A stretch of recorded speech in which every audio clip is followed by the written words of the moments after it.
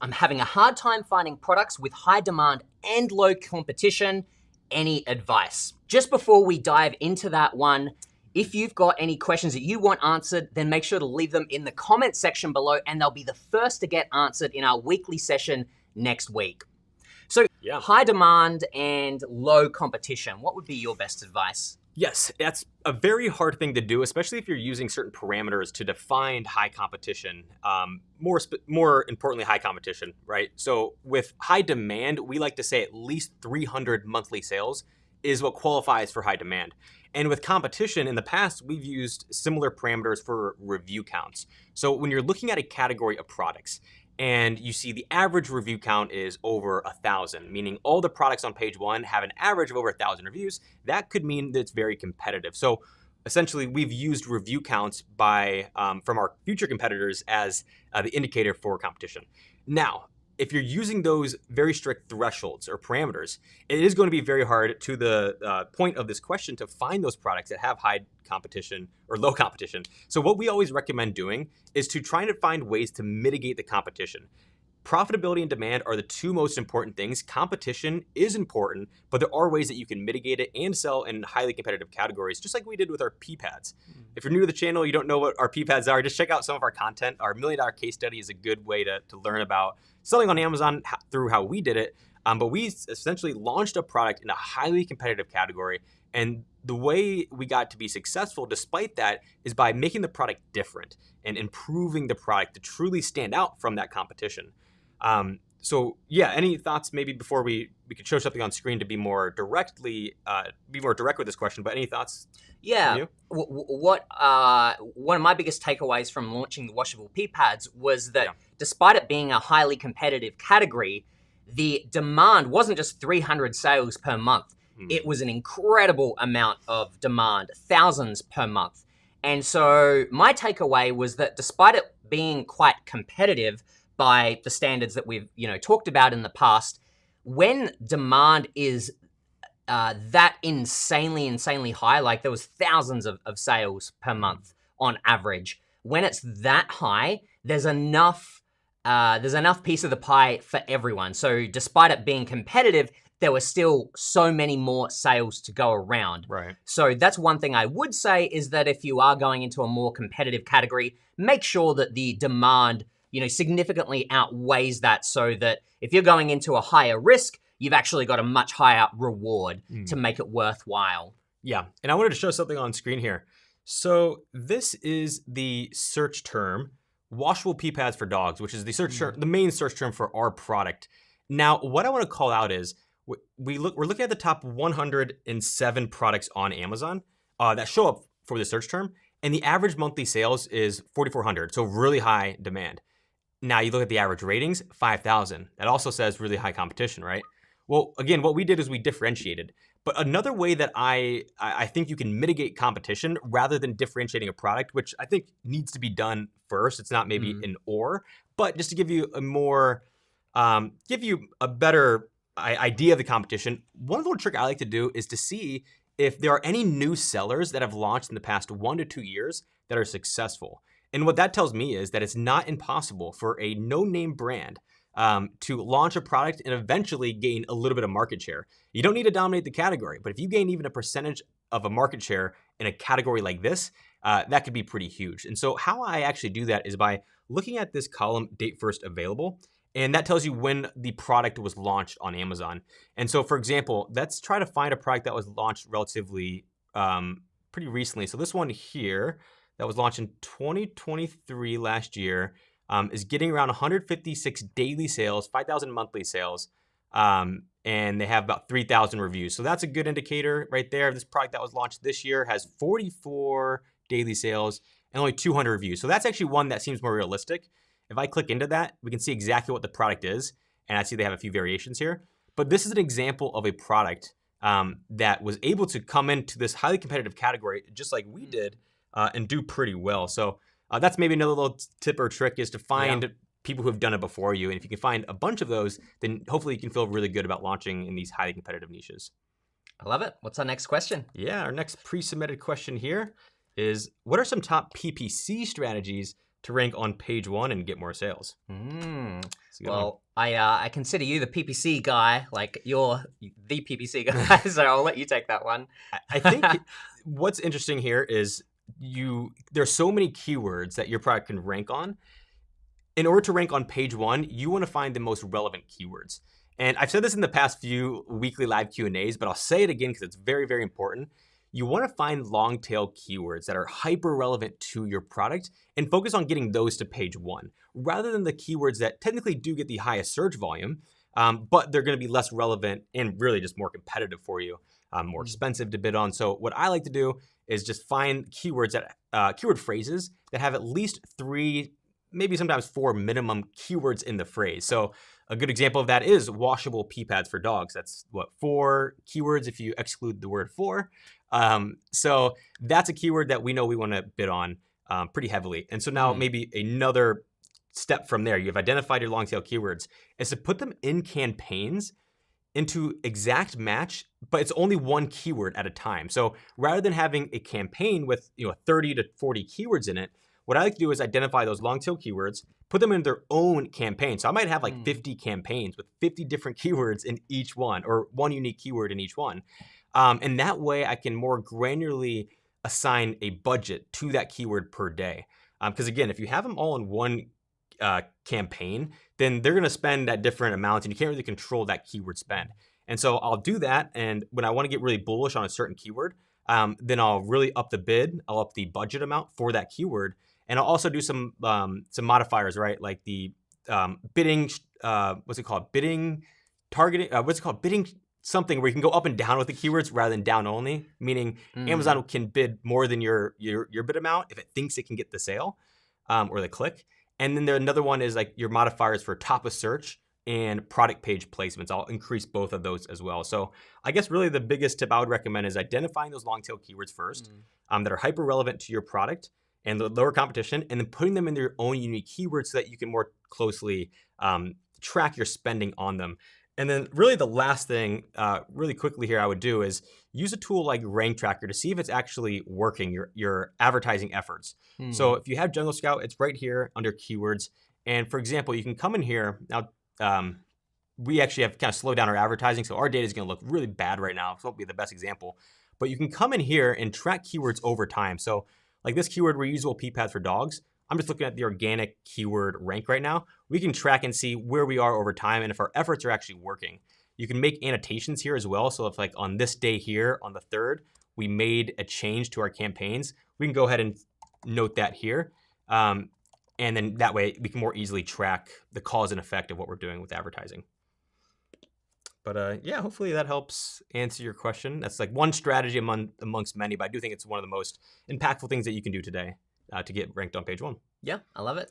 Alrighty. What do you say we go to our next pre-submitted question, which is, how long do manufacturers usually take to email back with quotes? That's a good one. Yeah, I think we've probably emailed enough manufacturers to kind of get a bit of a sense of that. Let's see. It could be anywhere from, a few hours up to maybe a week would maybe be like the spectrum. If I had to give it, I'd say like up to a couple of days maybe on average. It sort of depends a little bit. Some of them can be longer. Some of them can be quite quick. I suppose I would say that you'd be ideally looking for someone that gets back to you in ideally like a day or 2 days max. I don't know. What are your thoughts? Yeah, we've definitely seen people that respond back right away with like an autoresponder, and then they get back to you within like a day maybe. And we've seen people that take a little bit longer. But what's interesting there is like the speediness of the reply isn't technically the most important. It's the thoroughness of the reply and their understanding of what you want to get out of the conversation. And so sometimes, we'll get responses back immediately, and they just say like, hello. Or they'll say dear. Like, hello, dear. That's literally a message we got back after I wrote like 5 questions for them to answer. And so that to me is really important. It's just like, are they able to like, can they speak our language effectively? And are they just helping us get to like are they answering our questions really? But to your point, maybe to answer, it's like within a couple of days or weeks if you're doing it on Alibaba. If you're contacting like someone in the United States, it might take a little bit longer. You can always pick up the phone and call them too. Yeah.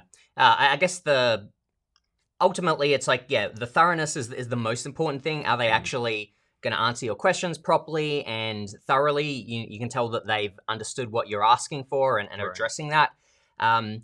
But then also, every part of the interaction, you're trying to gauge, is this someone that I could work with? So yeah, first and foremost is thoroughness and actually answering your questions. Then secondly, however long they take to respond, you essentially need to think about, like, does this work for me?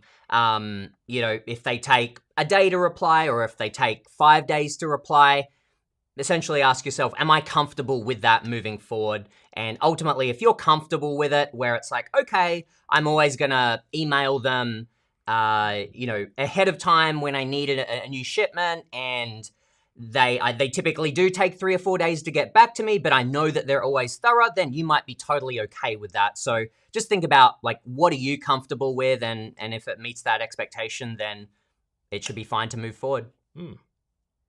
Awesome. Good question. Let's move on to our next pre-submitted question here, which is, where and how can I see my FBA inventory limits? All right, so let me show you actually how to do that here. I got it all pulled up, or not really pulled up, but Seller Central pulled up.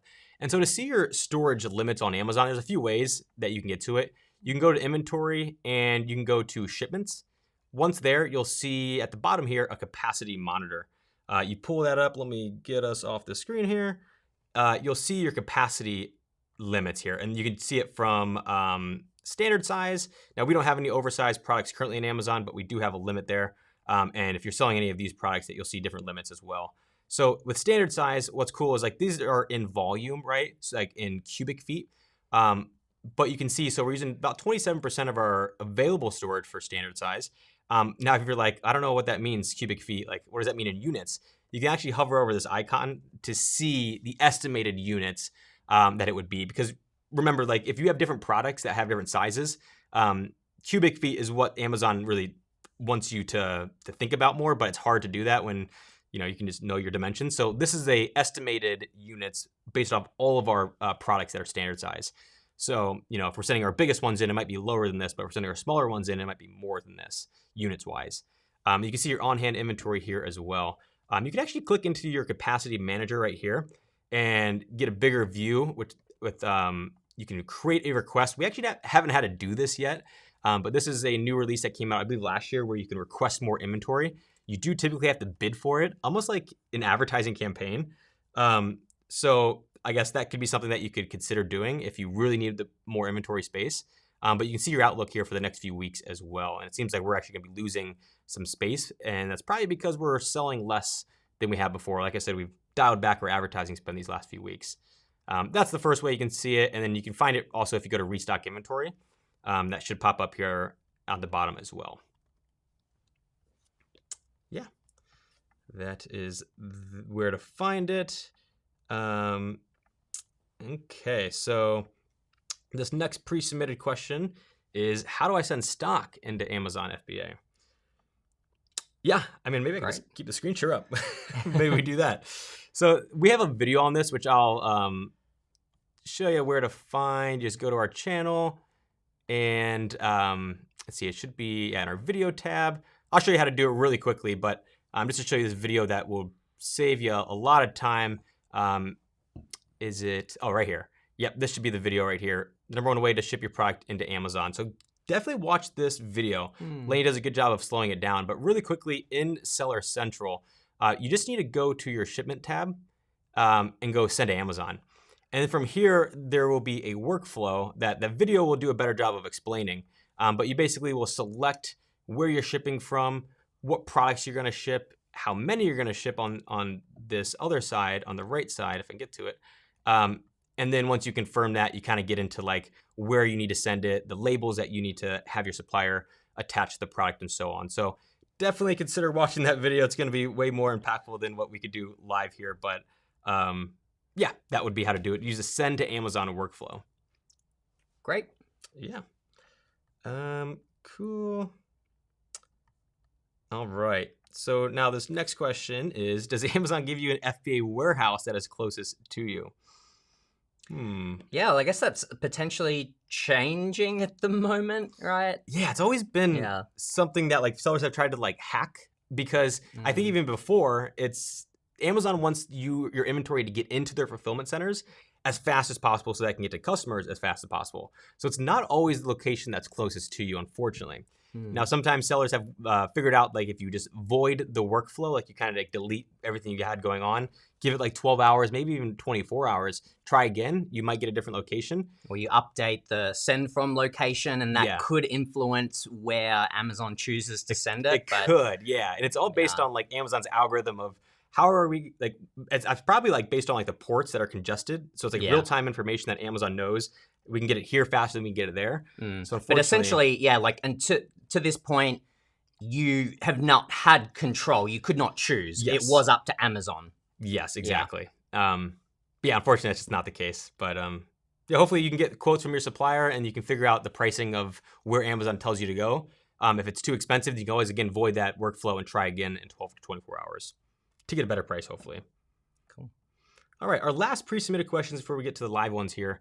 How do I come up with the types of images I should take for my product listing?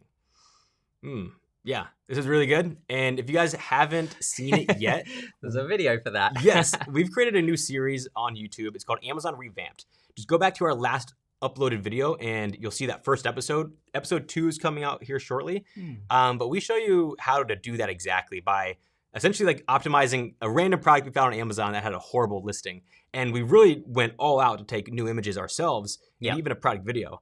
So, Lady, what were some strategies, like high-level strategies that we used that you'd say to figure out the types of images we could take? Like, how do we get inspiration for our listing? I mean, there were 2 main strategies. So the first one was we looked at competitor listings. So, you know, you don't have to reinvent the wheel. Let's see, what are other people in the space doing? Right. Now, you don't necessarily have to copy them exactly, and you probably don't want to, but it's a great way to get inspiration, and you can start to see what images you think are working and not working. What are they calling out in their images? How are they ordering them? What are the images that they're deeming as most important, and they're sort of putting it higher up in the order, in the carousel. Right. So just definitely looking at competitor listings. And then the other element that we layered on top of that was using essentially that customer sentiment. Right. Strategically, it's not just about taking the images, but what should they be calling out? Each image should have its own story or benefit. It needs to have a reason, because remember, the images, you've got your main image, and the goal of that is to help people click onto your listing from the search results page. Once they're on there, the rest of your images, you really want them to be moving people that little bit closer to purchasing your product. So what can you show them? What is most important to the type of customer that's considering your product? And a great way to do that is to use Jungle Scout's review analysis. What you can do with that is you give it any ASIN, and essentially what is going to happen is AI is going to read all of the latest reviews on that listing, and then it's going to break down all of the common positive comments, the common negative comments, how to improve this product. This tool actually is great for lots of different reasons, whether you're doing product research or competitor analysis. But in this context, we're just trying to figure out what is important to customers and then using those things to put in our images. So in this example that we've got up on screen, we can see that, okay, people are saying that they appreciate that they're easy to clean and wash. So right there, that could be an image where, you know, you show the product and you're pointing out it's easy to clean and wash, because it seems like a lot of customer reviews have mentioned that. So clearly that's important. Another thing there, the durability of the pads is also praised. So durability is also important. They're resistant to tearing and they stay in place. So I know with our washable pee pads, we do have these grippy things on the bottom. And so it sounds like making sure that they stay in place is important. So that could be another subject of an image. So taking this kind of feedback and using that to inform the types of images is a really great strategy. Now, another point on here is, so we're just looking at positive comments in this example, but the negative comments to me are almost just as powerful, if not more powerful. And so here's an example of that. A lot of customers said that the pee pads may leak through if it's wet for an extended period of time. And so what that tells us is, imagine if you as a shopper were about to buy this product and you scroll down to read the reviews and you read that review. That's going to scare you, and maybe you'll even just like leave right there and try to find a better product, or you'll scroll back up, which is what a lot of sellers do, to look at the images again. And if you don't get confirmed that this product is going to solve that issue, then you'll leave.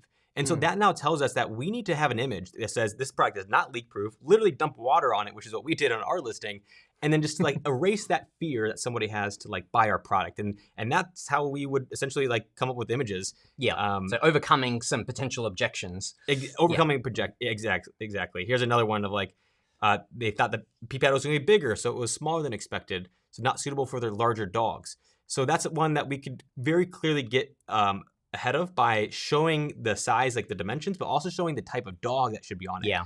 We kind of found like in this category, there's a lot of sellers who are, their listings are hilarious. Like we've literally seen a pee pad with an elephant on it. And I think it's funny for like them to try to maybe like get more clicks, because like that's funny, I would click on that. But it doesn't show you how big the product is, because clearly the elephant's not going to fit on it. But we've even seen like half bad versions where it's like a Great Dane, a huge dog, sitting on a small pee pad, and it's like they clearly photoshopped it, but they chose the wrong dog. And that gives kind of like a signal to somebody with a Great Dane that could fit their Great Dane, but it doesn't. So that's an image for us now to create, is like find the dog that actually fits it, use that in our product photography, and get ahead of that potential fear. That's a type of image that I think is very important for a lot of products, is a clarity on the size or whatever the case may be.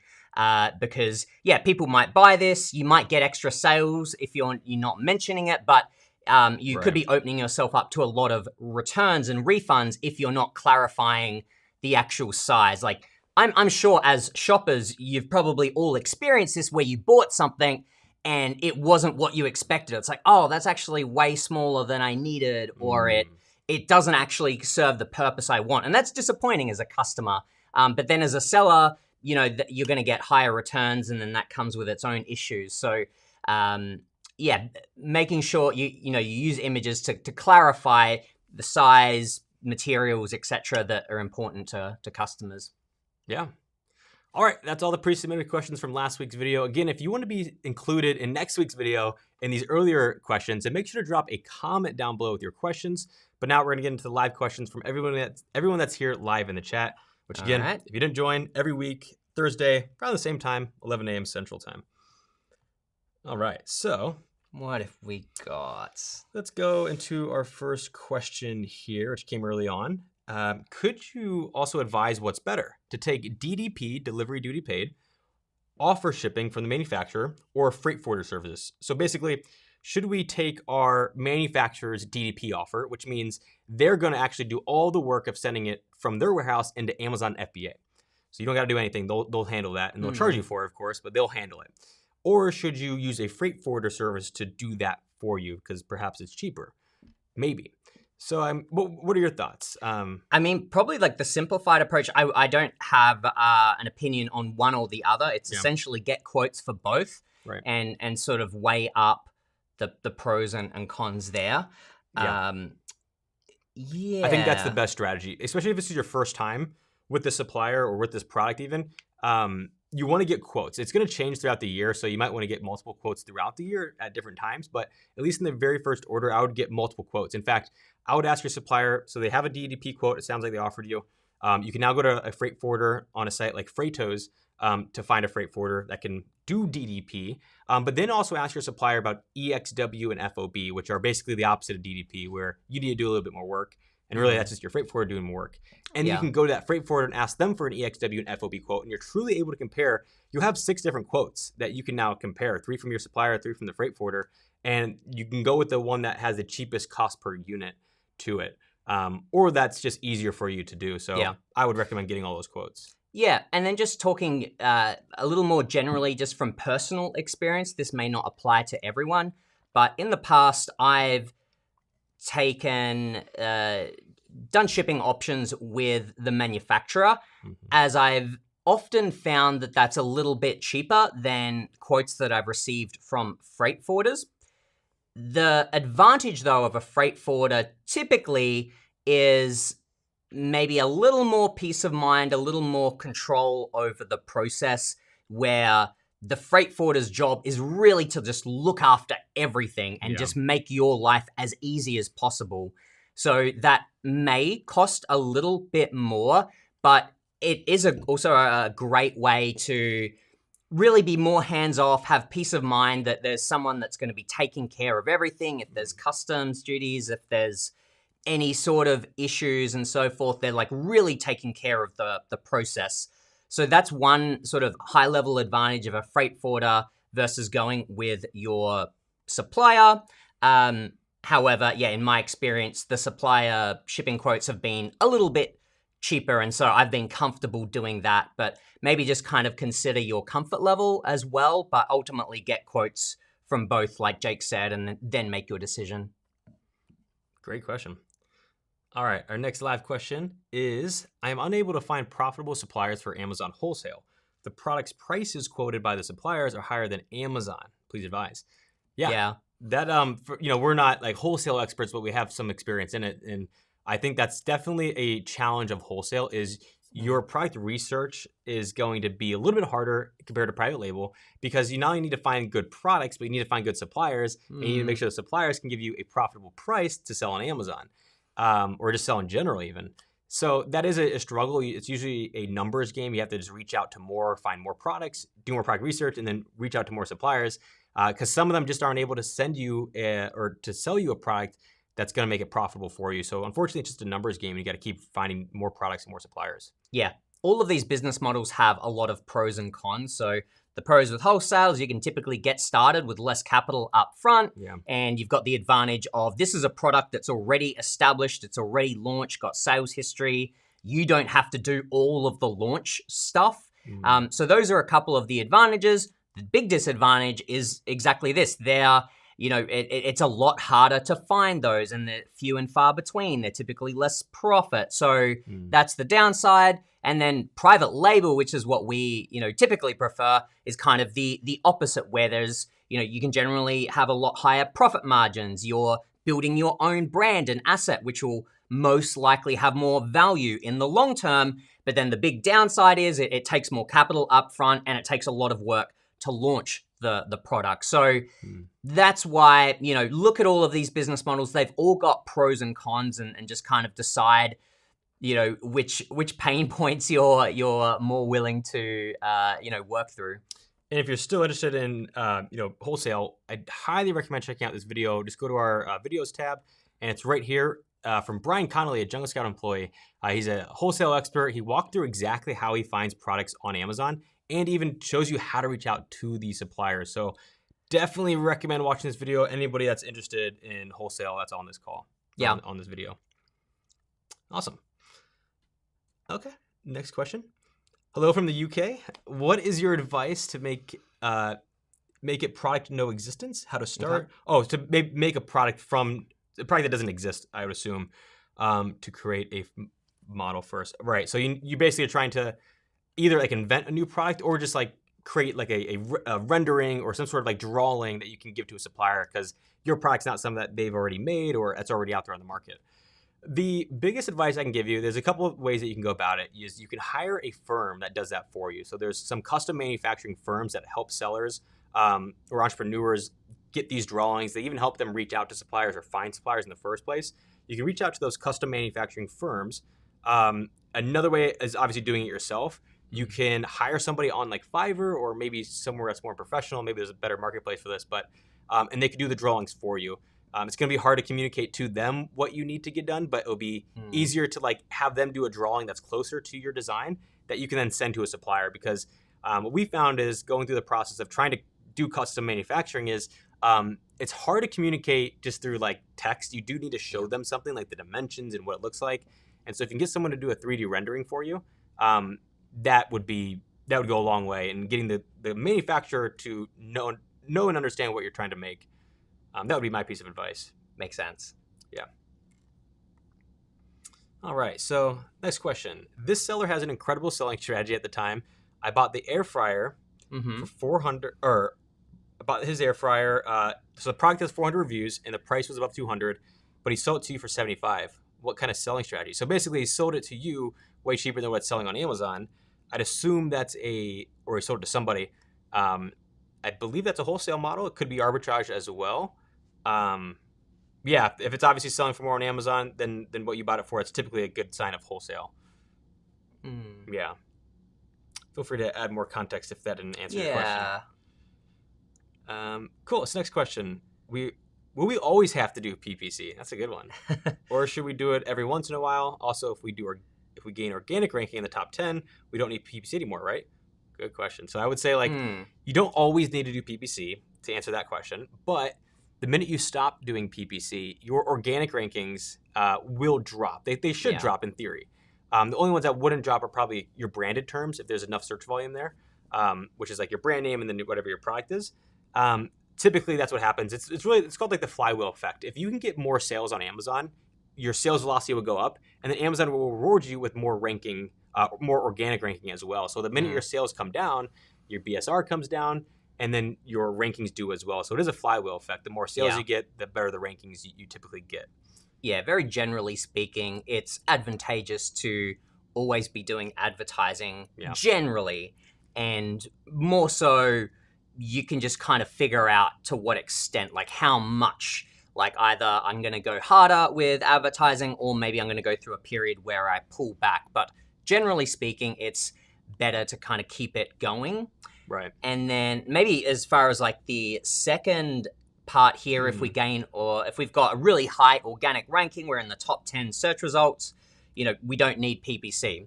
That there's a couple of different trains of thought here, and really you have to decide what's more important to you. That's definitely one sort of popular strategy, is like if you are already showing up in the organic search results at the top of a page, I can pull back and save my advertising dollars because I'm already there. Right. And that makes a lot of sense. The other way to think about it is some people think about it as, well, I've got an organic ranking. If I also advertise, I'm actually taking up two pieces of real estate. So potentially there's a higher likelihood that someone's going to click onto my listing, one or the other. Now, obviously that method, you're going to spend more money, and is that going to kind of net you more profit and revenue overall? It might be worth testing, but that's the other train of thought. So yeah, maybe think about what your budget is for advertising and so forth, and kind of decide which you want to try out or test both approaches. Yeah. All right. Next question. It's my first time selling. I'm doing FBA. I sold 47 units and have got 5 returns. Will Amazon resell it or send it back to me? Awesome. Well, first off, congratulations on getting started selling. And 47 units is awesome. Yeah. Even though you had 5 returns, that's totally fine. That's just part of Amazon, part of life. But what I'll say is what happens there typically, it depends on the condition of your product. So when a customer returns your product, it's going to go into Amazon's warehouses. Someone's going to look at it and be like, it's either damaged, like they opened it and they've used it, or it's just like too much to be sold as new. And they'll label it either as it's in sellable condition and it's got to be sold as used. And in that case, they'll put it back in your inventory and it'll go on your listing as a used option. Now, most people probably won't buy that, but it would be cheaper than the new offer. So there might be someone that's looking to save money and they're willing to buy and take a risk on that used item. So that's what happens if it's in sellable condition, it'll go under used. If it's a non-sellable condition, then there's really a couple ways that could, a couple things that could happen here. You could have it sent back to your address or whatever address you want it to go to. That could be your house. That could be a warehouse that you keep storage in. It could be disposed. You can tell Amazon to get rid of it. And the third option is liquidating, which just means Amazon's going to sell it for like 80% off, and they'll give you like a small fraction of if they get any revenue back from it. All 3 of those do have minor costs. It's typically like the shipping cost to like send it back to you, the disposal cost, and then liquidating would be the only one that you might get actually a bit of money back maybe. But those are typically what happens. It goes either unsellable or sellable. But hopefully that helps clear that up and kind of what happens when something gets returned. Great. All right. When will we know when we will get hit with low inventory fees? Yeah, this is interesting. I need to do more research on it, to be honest with you. Amazon has in their Seller Central, I'll try to find it here, a few dashboards that kind of tell you when you're getting close. I'm trying to find it here, but this is something I'm trying to do a little more research on myself. Let me go to dashboard here. It might be storage utilization. Yeah, so I think this might be where it basically is, and I think I can click here. Oh, that's just going to send me to help article. But essentially, let me remove ourselves. Right here, this is saying we're basically, our standard size products are going to be in stock for about 19 weeks, they think, and we're in the green zone here. If we're below, or wait, this might be the opposite way. This is the opposite way. So this is like long-term storage. If you have too much inventory, this is what we could potentially pay in long-term storage fees. But I believe this is maybe, there's something here too with like the low inventory. Like there's a certain amount of weeks that if you don't have coverage for, and it's based on the last 90 days of sales. So it's looking at like your demand levels. And if you're not going to be able to meet that, then they will charge you more. But I honestly need to do a little more research on this as well. I thought it would be in here somewhere. It could even be in restock, inventory, total days of supply. I feel like would have something to do with this. Good question. I'll try to get back to you. We actually do want to do some content on this topic as well. So yeah, maybe a little Google search would do better than what I can think of off the top here. But it's in one of those two spots, I think, is the restock inventory tab or somewhere in your FBA inventory dashboards. Yeah, great question, though. All right, next live question. Is it good to ship from China to Amazon customer directly? I want to start Amazon seller, but want to learn first. So shipping from the factory to the seller. Yeah, I mean, generally I would say no, not sound like, it almost sounds kind of like drop shipping, sort of, sending it directly from China to Amazon. If you think about why Amazon has become so huge and so popular, it's really because of Amazon Prime and really just being able to get products to customers really quickly. Like once you get used to this 2-day shipping, you don't want to wait any longer than that. It's like we're all kind of trained now that we can get anything within 2 days, sort of max for most products. So I think most customers, you're going to be at a disadvantage if you're sending something from China to a customer in the US, and because that's probably going to take a week or a couple of weeks or longer, and most customers aren't wanting to wait that long. So I think you're going to be much better off sending your inventory into the US, whether that is into Amazon's warehouses, doing FBA and letting them fulfill it, or you're sending it to yourself, or you've got your own sort of distribution method and you're doing FBM, but you're sending it from within the US, assuming that you're selling in the US or the UK or whatever country you're in, but distributing or fulfilling it to customers within the country that you're selling in, I think is the best option, because customers really like getting things quickly, and that's going to help you, grow on Amazon. Do you have any additional thoughts there? No, I thought that was a good way of putting it. All right. Next question here. In a wholesale listing, there are 8 sellers, and I am selling at the lowest price. Still not in the buy box. Buy box is $17.99, and it is the second lowest, and I'm selling at $14.99. Interesting. Typically, if that's the case, there's so many different factors that go into who wins the buy box. Price is one of them. The other ones are your offer. So are you FBA and you're going to get the product to them within 2 days, or are you FBM and you're going to get the product to them in 5 days? That's something Amazon really cares about. And then the other thing is your brand's reputation, like your brand's rating, which is separate from like product reviews. It's basically reviews for your company. And so those are a few things. Essentially, just what Amazon wants to know is, one, like what's going to be the highest converting offer? Is it yours with the lower price, or is it someone else with a better offer? And they also want to make sure that that product is going to get there on time and the customer is going to be happy. And that's why that brand review metric comes into play there. Even if you're lower, let's say in price, and you have a better offer or the same offer, potentially the other competitor could be winning because they have a longer track record of success shipping the products on time. So that's another factor. I would kind of see what's going on there. Hopefully it swings back in your direction, which it could at any time. You can check your buy box win rate, I believe, somewhere in Seller Central as well. So hopefully it does swing back in your direction sometime soon. That's a good question. There's a lot of different factors there. It's so dynamic.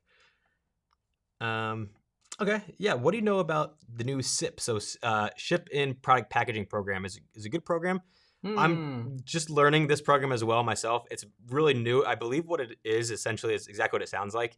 You can offer Amazon essentially to ship your product in its own packaging. So, we have pee pads in plastic wrap that could be good, but like I think this program is really especially good for is someone that actually has a little bit of a stronger packaging on their product already. Yeah. And you'll save money. So essentially Amazon, since you're not making them do all the work and box it and using their boxes, they'll give you an incentive for that. So if you have a product that has good packaging, I believe I heard someone say, it might have been Stephen Pope actually from My Amazon Guy, say there's a 6-foot drop test. Basically, if you can drop your product and its packaging on the ground at 6 feet and it's fine, it doesn't break, there's nothing to be wrong with it cosmetically, then you could probably use that program. But if it's not in the best packaging, then you probably want to avoid that. Yeah. But it seems like a good program. Again, I'll have to do some more research on it. Yeah, I spoke to someone from that team last week at Prosper, cool. Yeah. And we're going to chat some more about it, but it definitely did sound like a great program. Oh, sweet. I mean, obviously the operational costs, like saving that money is a huge factor. Yeah.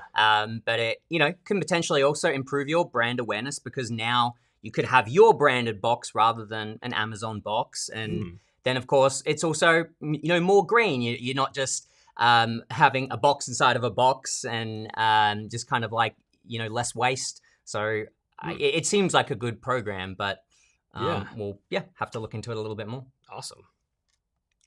Good question. Yeah, there's a lot of new things happening on Amazon right now. There's so many new fees and new programs that just came out and are coming out later this year. All right. Hello, friends. Oh, thank you. Thank you for the mustache compliment. Quick question. Do you have any recommendations for micro-influencer sites? Oh, cool. Ways to promote my product outside of Amazon. Do you have any experience on this? I personally, with my own brands, haven't. I've worked with brands that have, but I'm curious to hear if you have any experience. No, unfortunately, I don't have any firsthand experience. I've started asking more sellers about it, and I'm actually trying to do some research and learn more about how Amazon sellers are utilizing influencers.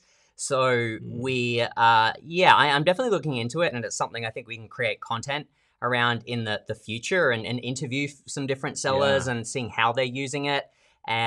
We actually do have some content lined up around that towards the or next month. Okay. In April? Yeah, we're going to be doing a webinar where we're actually going to have a panel with some folks that we're going to have an influencer on, and then a brand or a couple of brands that are using influencers, and we are planning for that, which is why I said I'm kind of looking into it at the moment. Yeah. So we do have that coming up, but right now I don't have any firsthand experience, but it's a great question, and I think something that is becoming very, very important in 2024.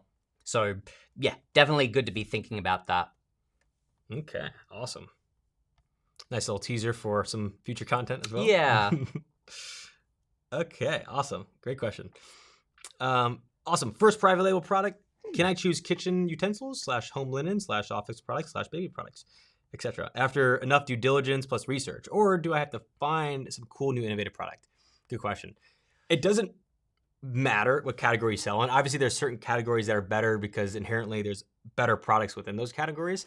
But you don't have to be in these certain categories. You can sell in any category you want. And in terms of the innovative product, you don't need to reinvent the wheel like you've mentioned earlier. But if you can make an improvement to the existing products on the market, something small, maybe if you're going back to our PPAD example, if every product on the market, or most of them, are slipping around and they don't really have rubber backing on it, that's a small improvement that we can actually tell our supplier to, hey, we need this pad to stick to the ground better than all of our competitors. That's not reinventing the wheel, but it is making the product better. So you do want to innovate in terms of improving the existing products on the market. And that helps you mitigate competition, helps you be more profitable because you just have a better product that doesn't get returned as much, but you don't have to reinvent the wheel. Yeah. So, innovate, not invent, sort of thing. Exactly. Yeah. Yeah, great question. All right. Currently, I'm doing e-com with a Shopify store, and I want to start an Amazon FBA. Can I sell the same product? Absolutely. Yeah. Yeah. You can even, I believe you can even fulfill You could Yes. send all of your inventory into Amazon FBA, and then you can integrate that with your Shopify store, and then as customers purchase from your Shopify store, it actually gets fulfilled from Amazon. So if you're wanting to kind of streamline your operations, that's an option as well. Yeah. So you can definitely do that. We're seeing that is a lot more popular in 2024. We're seeing a lot more sellers are diversifying their platforms and not just selling on Amazon, but they're starting to branch out into Shopify, Walmart, Etsy, maybe TikTok Shop. So you can and you should. Absolutely. You kind of did like the harder part first. That's interesting because it's so much easier to start on Amazon because Amazon handles the logistics for you. So if you have like a full-time job, it's easier to run the Amazon business than it is to set all that up on Shopify. So I think there's a lot to learn, but you'll have like a really good head start compared to like someone starting new. I imagine if you're already getting sales and successful on Shopify, then it's very, very likely you're going to do really well on Amazon. Yeah, I forget who I was talking to, but there's so many people like myself included that will only buy on Amazon. I personally just haven't bought a product off Amazon in the longest time. Yeah. Unless it's a brand or website that like I know and I'm kind of going to first. But there's a lot of people that do the opposite. Like I know people who just don't trust Amazon or don't like Amazon for whatever reason. But it would be a huge benefit to your business to appeal to the masses of people like myself that only buy on Amazon or mostly buy on Amazon. All right, next question. Can I sell China branded products in generic? And so I would assume this means maybe not like doing what we actually just talked about, but like making any improvement to the product. And could you not have a brand name on the product and very, very directly sell it generic? You can do that. The pros are you don't need to get a trademark. You don't need to, it's a little bit quicker to get started because you don't need to figure out how to improve the product. You can maybe even use a supplier's images, but these things that we wouldn't really recommend for long-term success because everybody can do it. Like if you're able to just sell a generic product with no brand name, there's nothing different, then what's stopping 100 other people from maybe who have already done it or are going to do it in the future? And so it is okay to do, but I don't think we would recommend doing that for long-term success on the platform. Yeah, I'd agree. Yeah. All right. I'm looking for selling products on Amazon US from abroad countries, okay? Especially I want to sell generic products in the baby category. The baby category is great. There's a lot of demand there. Just keep in mind, no matter where you're selling in the world, that there are harsh, strict restrictions on that category because your target audience are people that could swallow things and just really don't know any better for that part. So there's a lot of certifications, a lot of paperwork that needs to get done to basically make sure your product's gonna be safe for them. It doesn't have like toxins in it or things like that. So it's a little more restrictive than a category like pet supplies or home and kitchen. So just keep that in mind. Typically we try to avoid those products when looking for products ourselves because it's another hurdle. There's a lot of hurdles when launching products on Amazon, so we try to avoid the bigger ones like potential restrictions. But you certainly can. I wouldn't let that stop you if you're really passionate or really eager to dive into that category. And it is a very popular category. Very popular. Yeah. All right, David. Sorry your question got deleted somehow. But in the background, I was working on answering this question for you. So you're asking basically an example of how we can use our supplier database, I'd assume is where you're coming from, to find the supplier for a product that's on Amazon. And so, I pulled it up here. I use that ASIN that you put in there. And I use our supplier database in Jungle Scout. I selected ASIN here. I pasted it in there. And then what it did was it basically is using public information that anyone can really get, but Jungle Scout gets and curates for you. And they're basically using the name Joseph and linking it back to this product. So what suppliers has this company used to import products in the United States? And Jungle Scout found a few. So these could be accurate. They could not be. There are a lot of instances here where like you'll see like, okay, there's a lot of these suppliers here. Some of these are probably the same, just with different names. A lot of suppliers change their names for some reason. Well, they just spell it slightly different because like a lot of these are really, really long. Like they've got the word limited, but sometimes you can see there it's like limited or co. LTD, or they'll add co. So it's not even like deliberate, but each time they fill out the import, details, they might do it slightly different. Yes, so Which that's is annoying. one thing to keep in mind. And two, it's really going off of this brand name, so just be careful. So, I mean, this is probably their supplier, and sometimes products or brands will use different suppliers for different products and different inventory rounds even. Like if you're experimenting with different price points, you could have 2 different suppliers for one product. So Yeah. you can see here their top customers, which this supplier's top customer is this brand actually. Yeah. Their top categories. So this is really good for seeing like, oh, let me hide ourselves. Top categories is good for seeing like what type of products can they manufacture. And so maybe you actually were trying to get something done with paper products, and it's like, oh, cool, they actually have 34 products in that category. So they could do that. They could do wood products. You can actually view their shipment history over time, which shows just like how many shipments they've sent into the US. So this is the US only. And you can kind of see who their customers were, the description of the product, how many was ordered, and their weight. Yeah. And you see that sorted by date here as well. So like if you're looking for a supplier for this type of product, I don't know Joseph, but they might sell a whole range of products. So I guess what I would do is I would be scrolling through those suppliers and trying to see which suppliers like have a top category of like wood products. Like in that second supplier there, you can see, you know, wood products is their second top category. So then I would, you know, I would look for the potential suppliers where wood products is 1 or 2, and then I would do research into each of those suppliers. Either you can just Google search them directly by clicking on contact supplier, or search for contact info, or you can look them up on Alibaba or some of those sites. Right. Because yeah, Joseph could, you know, work with all of these suppliers, but they mightn't all be bamboo cutting boards. So yeah, you just kind of have to do a little bit of research on all of these to try to find the one that potentially makes the product that you are searching for. Yeah, I'm just trying to see if we can find that supplier in Alibaba. I know there's actually a way to do the search for suppliers first.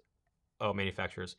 Yeah, what I find is interesting, like Alibaba is by far the largest sort of grouping of all of these manufacturers out there, but I don't know how many times I find suppliers in Supplier Database that they're not on Alibaba, and I'm going to their website and so forth, which is kind of cool because that means there's probably less people utilizing them if they're not on Alibaba. So you might be able to find a supplier that, isn't being worked with as much. Yeah, sometimes Google is hard for this just because it's probably common names. But I was even just trying to see if I could find someone else, because to your point, that one didn't show up, but it could be a name change. It could be maybe they're not on Alibaba. It could just be that's not showing up for the search. Yeah, it does take like a little bit of digging. Yeah. Sometimes you'll find suppliers, sometimes you won't.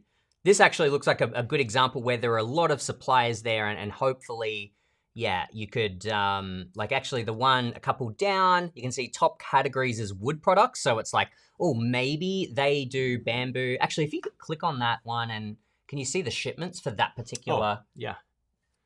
Yeah, so here I would be like, oh, okay, the description is just kitchenware. I was hoping that it might say cutting boards or something like that. Yeah, it would just be the category of products. Yeah. Which is basically what they're getting taxed on. Sometimes they like there's a description or something that can be a little more specific. But yeah, this is a good way, and we just searched by ASIN. You can search by a supplier if you found one on Alibaba. Yeah. You can search by a company, which is like this is the company right here, the brand name. And then by product and just go like, yeah, bamboo cutting board or something like that, or wood cutting board. Yeah. And yeah. I'll say, like, I think this is a good way of finding suppliers, but I like to use it to like maybe find a competitor supplier like we just showed, and then going to like Alibaba and see if I can find them. You don't need to use your competitor supplier, but it is a good way to be like, hey, they actually make really good products. Let me find the person who makes it because I know they make good products. Yeah, that is the great thing. It's like if this product is rated 4.5 and up on Amazon, then it's verified that, okay, this is a good product. So if I find the manufacturer that makes that product, then I know that they're a quality supplier that makes good products. Yeah. Yeah, this is an awesome tool to use. Good question. Awesome. Side note, we've got some updates coming to Supplier Database so it's soon, so it's going to get even better. I think what you just saw there, yeah.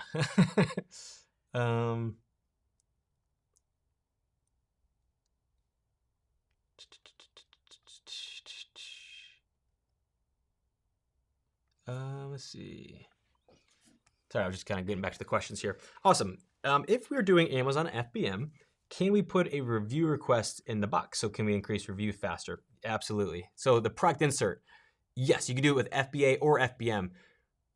One thing to keep in mind is no matter which one you do, there are still rules you need to follow. And the biggest rule to keep in mind, put simply, is you can't incentivize or ask for only good reviews. The wording has to be, leave us a review. You can't say, if you're happy, leave us a review. You have to say, let us know what you think about the product, leave us a review. You have to keep it neutral. All Amazon cares about is that you're not telling people to leave you a good review only. And be careful there. So even if you're doing FBM, which like Amazon's not going to see your product, right? You still need to do that, because let's say a competitor buys your product and reports you, that's going to hurt you right there. Or just, I wouldn't risk it, but especially if a competitor buys your product just to look at it and do some competitor intelligence, you might find some people that will report you for that. So I would just be safe and ask for a neutral review, or just really just like the best wording is like, you can use ChatGPT for this too. And it should be able to understand Amazon's rules, or you can always copy and paste it by reading the help article. And it gives you back like really cool ideas. And you can even like add some energy to it from like your brand or like your target customer. You make it funny, witty, whatever. Yeah. And as long as you tell it like, okay, I want to make sure this is neutral, not allowed to, Yeah, that's a great way of getting more reviews. The other way is how we did it. We actually didn't use product inserts. We probably should be doing that. But we actually got all of our reviews, which is over 1,000 now, from just asking sellers or customers to leave us a review. And if you're unfamiliar with that, it's a manual button you press in Seller Central once you received an order. And then it sends them an email saying, hey, leave us a review. But Jungle Scout has a tool called Review Automation that literally automates that action of you pressing each order to send those reviews. And that's actually how we got all of our reviews. In hindsight, we should probably have done a product insert and should do that product insert, but that's just another way to get more reviews faster. Just thought I would share that as well. Cool.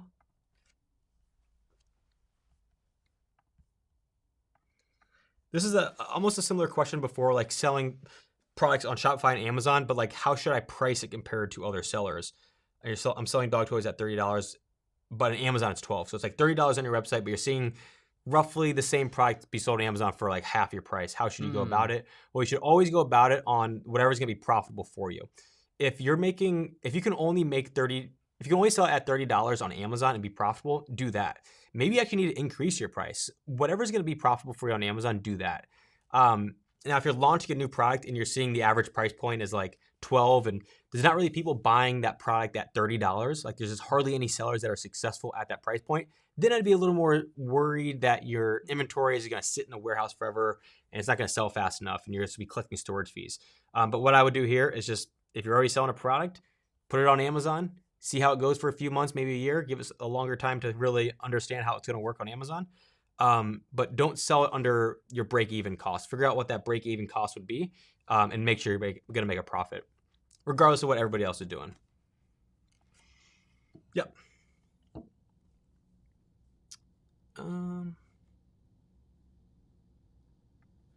you tell me about storage limits for FBA so I don't order more from supplier? Yeah, so the biggest thing you need to do is figure out how much inventory you can send to Amazon, and have it stay in there at a perfect amount of time to where it's not too little so you don't go out of stock, and it's not too long so you don't accrue long-term storage fees. Now, long-term storage fees usually kick in, it's like 100-something days, but what we like to say is the best time frame is 60 to 90 days. You want to try to get your inventory in that sweet spot of being in and out within Amazon within that 2 to 3 month time frame. And the reason why is because even though you're not collecting long-term storage fees on 2 months of inventory, every day you're getting charged for storage fees. So the faster it can get out, the faster or the cheaper you pay. And so that 60 to 90 days is a really good number to shoot for. How you determine that is figuring out how much you typically are selling per month. And so if you're selling 100 units per month, you'd order 3 times that, right, to stay in stock for 3 months or 90 days. And so you need to figure that out. If you don't have any sales history, you can kind of look at sellers that are new and see how much they're selling with Jungle Scout and order to that amount. But really the sweet spot is 60 to 90 days. Try to stay within that range. You can use a tool like Jungle Scout. I can bring it up here really quickly. We have Inventory Manager here. So under manage products, inventory manager, what's cool about this is I can set our sales history to 30, any of these days. And let's just get more data. I'm going to go to 60 days. And now I'm going to open up our main product that we're actually selling at this time. And it's going to tell me, based on our sales history, come down here real quick. Over the past 60 days, we're selling about 11 units per day. And so that means based on that sales history, at 11 units per day, we need to reorder next month.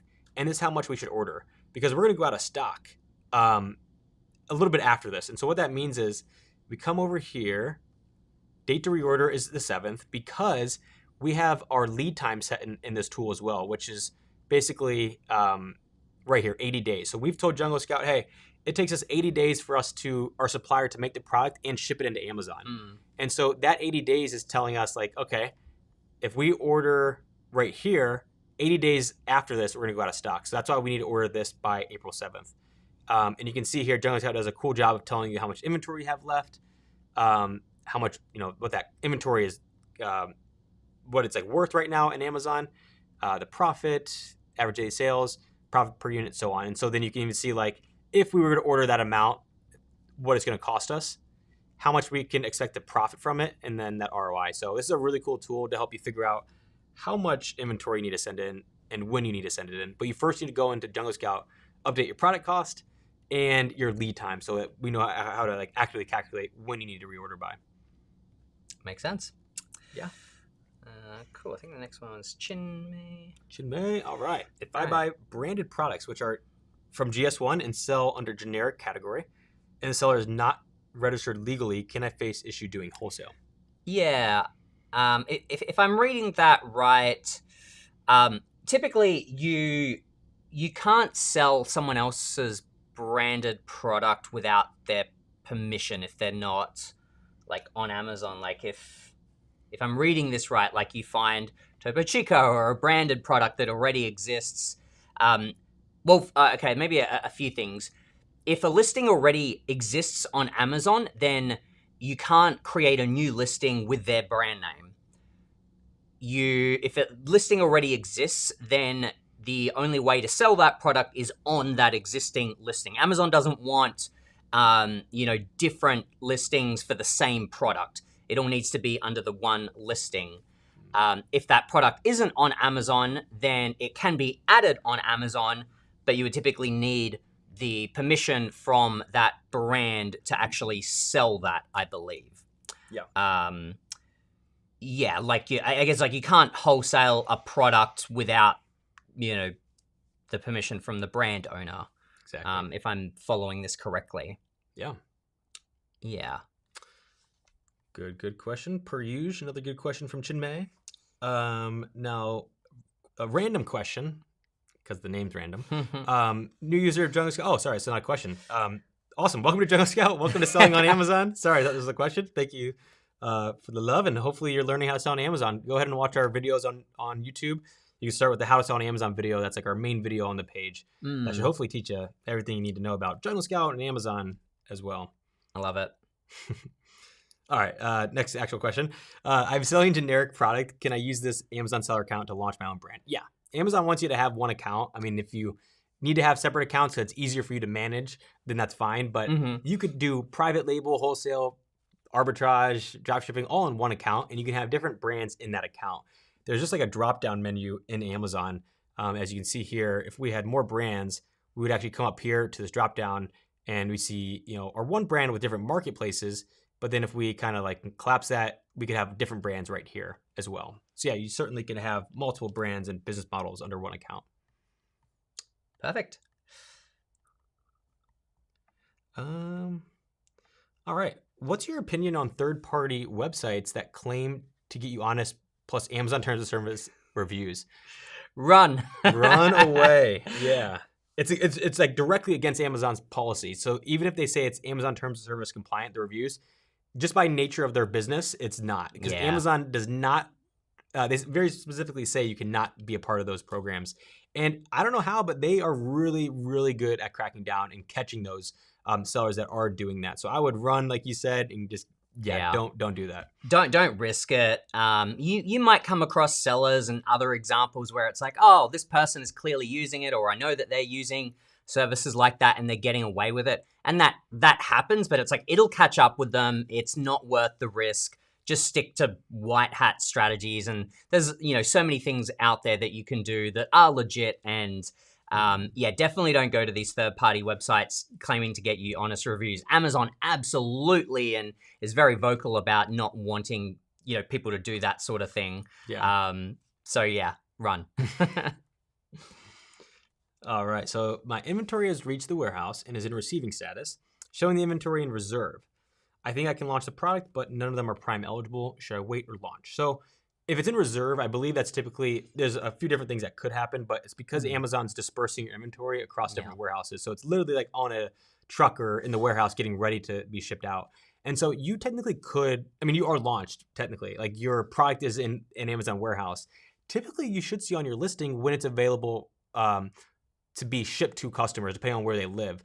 And so oftentimes Amazon will, when they know your inventory is going to be in a warehouse, even if it's in reserved, they will display on your listing the earliest time that a customer can receive it.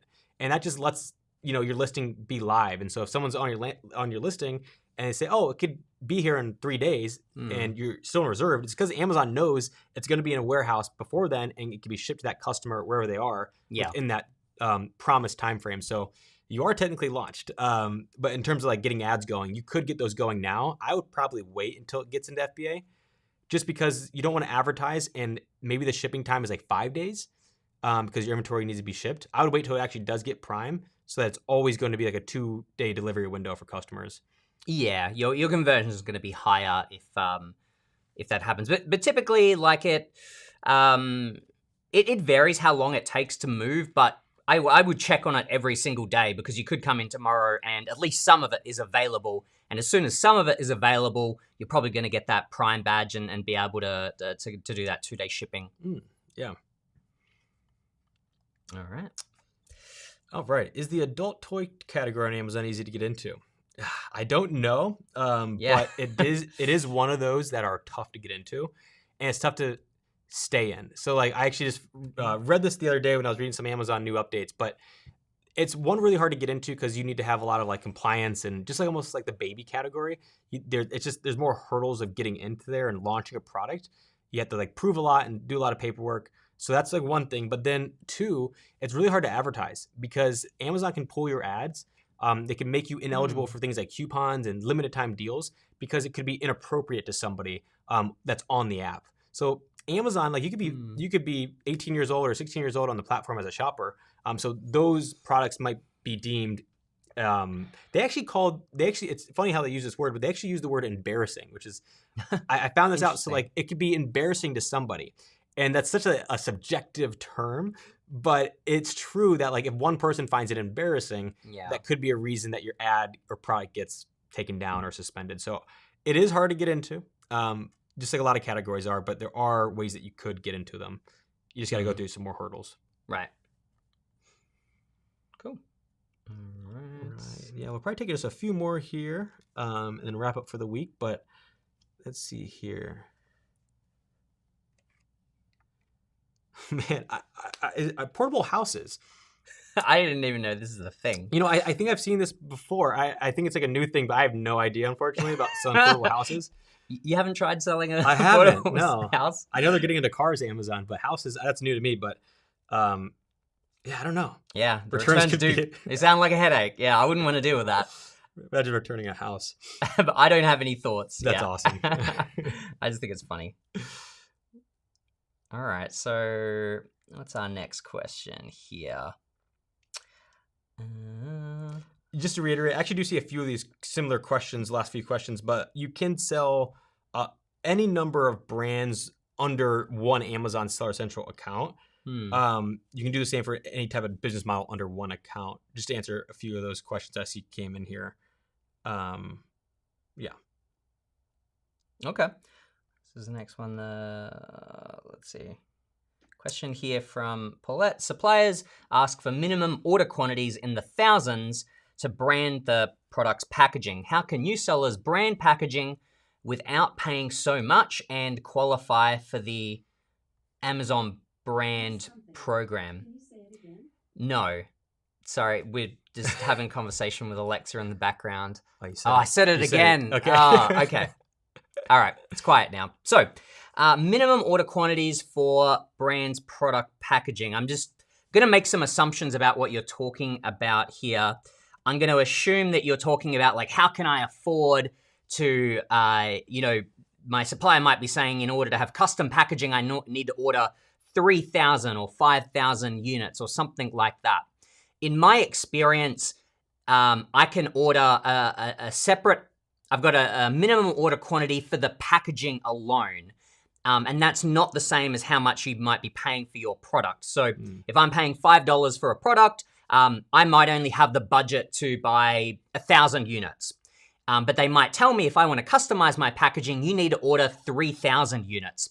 Now, that's applying to the actual product packaging, not to your product. So what you can do is you can meet their minimum order quantity for the product packaging, and they can hold on to those extra units of the packaging when you order future shipments from them, if that makes sense. Because usually your product packaging, it might be, 20 cents or 30 cents per unit for the product packaging, or even less. So that doesn't also apply to your product. And that's my way around it in the past, where it's like, oh, I can only afford, maybe 1,000 units of the main product. I don't mind having a higher minimum order quantity in the packaging because I know I'm going to make subsequent orders in the future. And the suppliers I've worked with have always been happy to hold on to those extra, packaging for my subsequent orders. So that's kind of like my main point there. That minimum order quantity won't necessarily apply to your product as well. And hopefully that's answering the question that you're asking here, and qualify for the Amazon brand program. I'm not sure if you're referring to Amazon brand registry, which is sort of I think a separate question here, but hopefully I've answered your main question about product packaging minimum order quantities. Definitely. If inventory is above 90 days and doesn't sell, does Amazon increase the storage charge or remove my inventory? So I believe long-term storage kicks in, which is like an extra charge after 100 something days. So you will obviously keep paying your regular storage cost past 90 days, but then once you hit the long-term storage threshold, which is again it's like 100 days or so, then you'll pay extra on top of that. They won't remove your inventory. If it gets past a certain amount of time, they might. We actually had this happen to one of our products that we weren't currently selling, and they sent it back to us. But that was a really long time it was in storage, so you don't have to worry about that. But that's why we say keep your products in stock between 60 to 90 days is a sweet spot, because the more you kind of flirt with 90 days to 100 something days, then you're really getting close to that long-term storage fee, which increases as I think it's like a 40-day window. So every 40 days it's in there, you go up a band. You go up, it's like doubles your extra surcharge. So they won't remove it, but you will pay more after 100 they won't remove it. They're just going to charge you for it. Exactly. I don't know.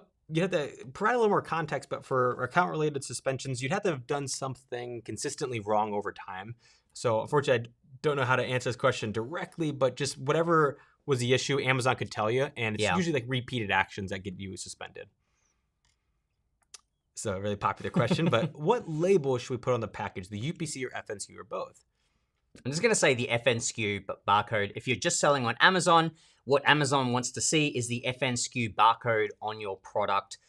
Yeah. That's the easiest answer to say, and that applies to most people. If you want to deep dive into that more, we actually have a video that breaks down in detail UPC barcodes, FNSKU barcodes, why you would choose one and the other, or what each one is, and it shows a lot of examples. So this is the more detailed answer, but the simple one is use an FNSKU barcode. Here's a good visual from that video. Definitely check out this video here. Yeah, that's a great visual. You just need the UPC barcode to create your listing, and then once you create your listing, you get the FNSKU barcode and you put it on the product just like we did there. Yeah. Yeah. Okay, good question. All right, maybe we'll do one more question here, and then we'll wrap up for the week. But again, we'll be back next week on Thursday to answer all of your questions about selling on Amazon. So if you didn't get them answered today, or you're watching this after it premiered live, drop your questions in the comment section below this video, and we'll carry over those into next week's pre-submitted questions section. Great. All right, so Chin may ask, if our Seller Central account is either out of stock or inactive for a long time, so like 180 days, does Amazon close the account? I don't believe so, or they won't. I know that for sure. They won't close your account. What you can do though, if you're going to be stepping away for a little bit, you can put it into vacation mode. It's in like your account settings at the top right. You can access it somewhere. And I believe what that does is, I don't know if it stops you from paying your monthly Seller Central fee, which is, if you're on the professional plan, $39 a month. It might, I got to double check that, but it basically tells Amazon, hey, I'm taking a little break. Take it easy on me for like any of the metrics that you're kind of calculating.